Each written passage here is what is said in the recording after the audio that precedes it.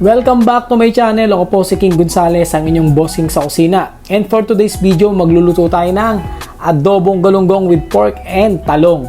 Kaya kung bagong viewer ka or kung bagong bisita ka sa akin channel, siguraduhin mo na rin i-hit ang subscribe button at siguraduhin mong i-turn on ang notification bell para lagi kang updated sa tuwing maglalabas ako ng video. Thank you!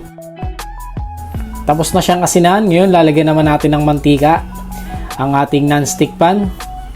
Okay, mainit na yung mantika, ilagay natin ang ating isda at ipiprito natin to hanggang maging light brown in color. So, dahan-dahan lang sa paglalagay.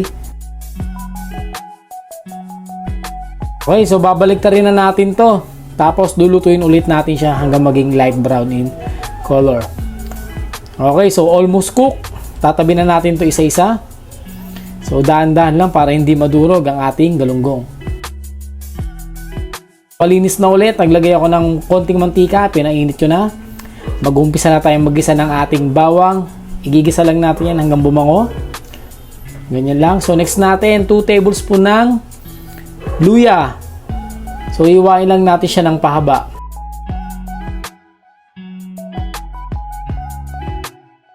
Okay. So igigisa na rin natin yan hanggang bumango.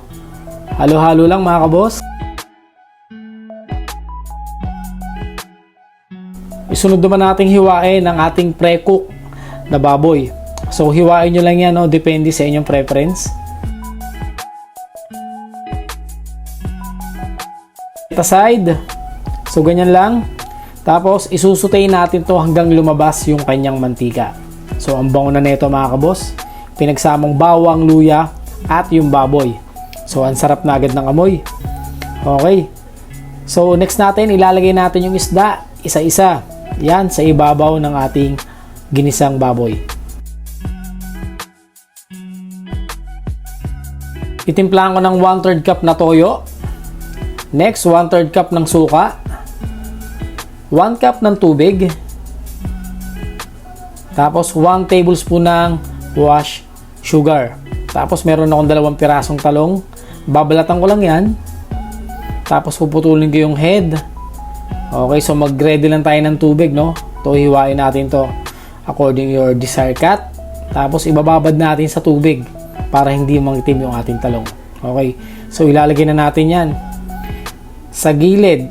So, make sure lang mga kabos na nakalubog yan, no? Para maluto siya ng maayos.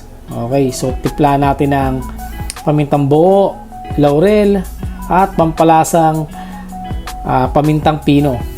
Okay, so tatakpan lang natin yan at lulutuin natin ng 15 to 20 minutes or hanggang maluto ang ating dish. Buksan na natin. After 20 minutes, ayan, luto na ang ating dish. Okay, so lalagyan natin yung sabaw sa ibabaw na sa ganong kumalat yung lasa ng ating dish. Okay, so masarap tong kapares ng bagong sinaing na kanin.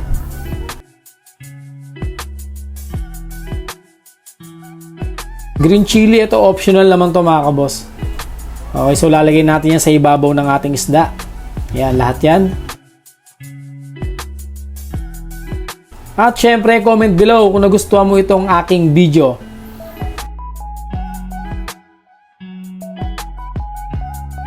At main ingredients, click nyo lang po na sa ating description below. At maraming salamat po sa inyong panonood. Hanggang sa muli, King Gonzales po. Subscribe now.